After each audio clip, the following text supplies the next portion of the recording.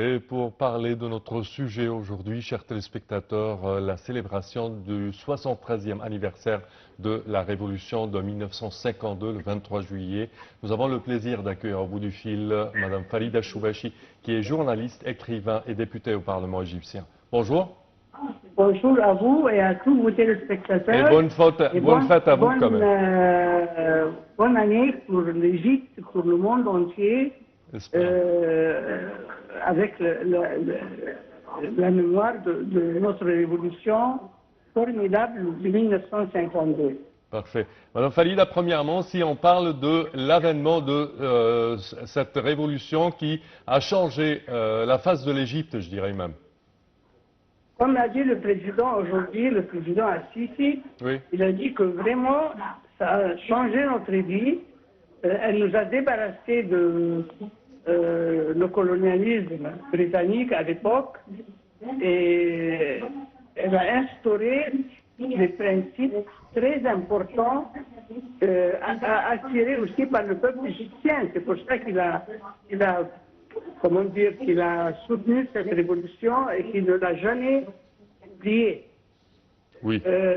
C'est le fait qu'on était tous assoiffés à avoir une vie correcte, digne de l'Égypte et à que l'Égypte occupe aussi sa place dans le monde entier. Et ça a été fait jusqu'à quelques années avant, quelques décennies, je veux dire, avant la révolution du 30 juin, qui, à mon avis, est la fille légitime de la révolution de 52.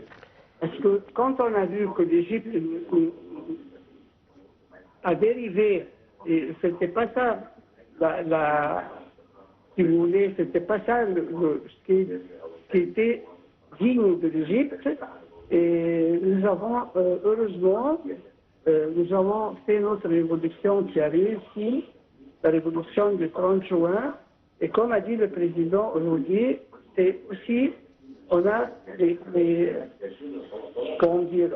mêmes objectifs de la révolution de 52. Madame Farida, bonjour.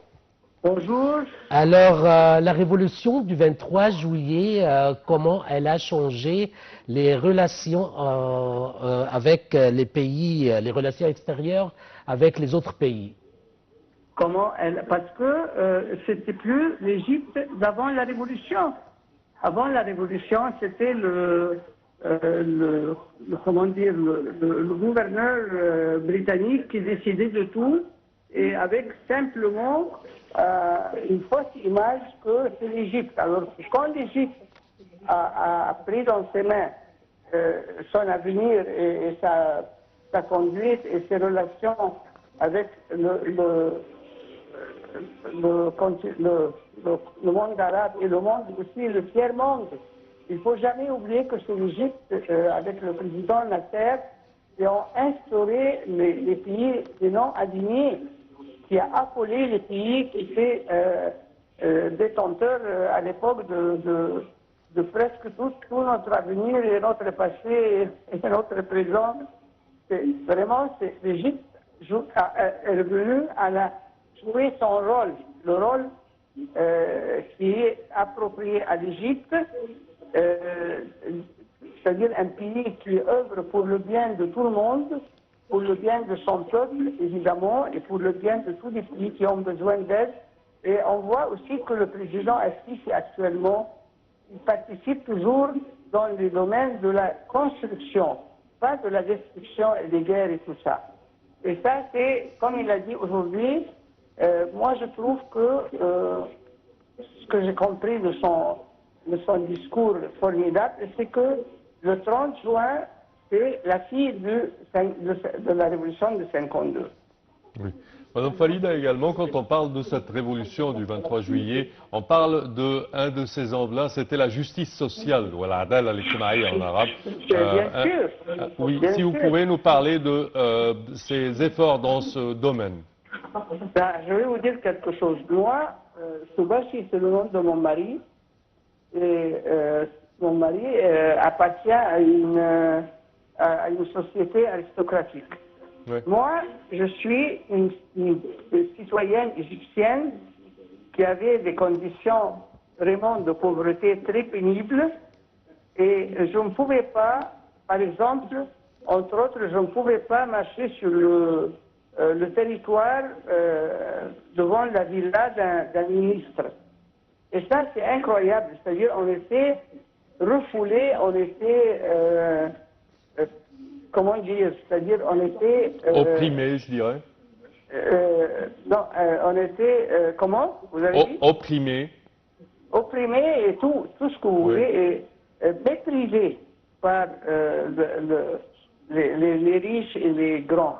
Oui. Alors que là, la révolution de 52, de l'année 52, elle nous a rendu notre sentiment d'égalité et de liberté et de dignité aussi. C'est-à-dire, moi, je ne peux pas permettre que la fille d'un pacha, par exemple, me traite comme un outil, quelque chose comme ça. Ça, c'est ça ce qu'on a gagné de notre révolution de 52, c'est qu'on a senti qu'il faut apprécier la libération et la libération aussi des contraintes intérieures. Quand il y avait le féodalisme, il y avait plein de choses négatives. Et c'est la révolution de 52 qui nous a aidés à monter sur la surface du monde.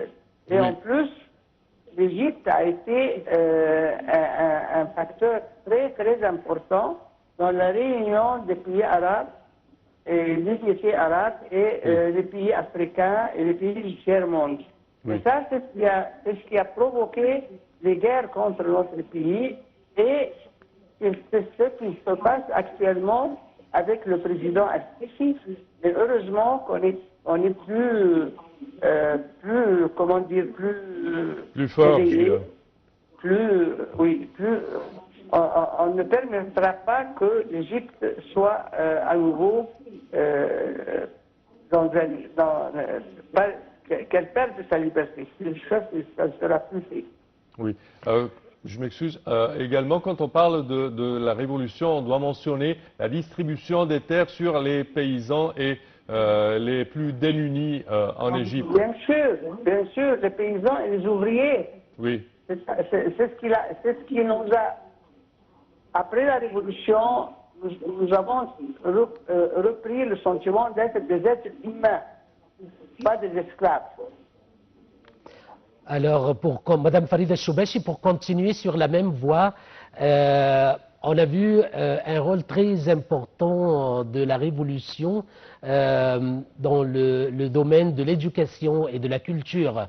Comment pouvez-vous évaluer le rôle important dans ce domaine, le rôle de la Révolution dans ce domaine? Ça, c'est très important parce que, je vais vous dire, c'est ça qui unit l'Égypte. C'est ça qui fortifie l'union du peuple. Mais quand on est chacun dans un monde différent, ça c'est la catastrophe. Ça c'est le début de la définition. Et ça c'est très important parce que même après la révolution du 30 juin, le président Al-Sisi a dit qu'il n'y a pas de différence entre les Égyptiens. Ils sont tous égaux.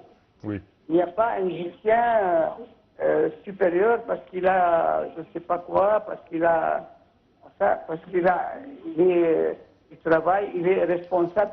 Non, on est tous égaux et on a tous le devoir de défendre notre pays et défendre les valeurs égyptiennes depuis l'aube de l'histoire.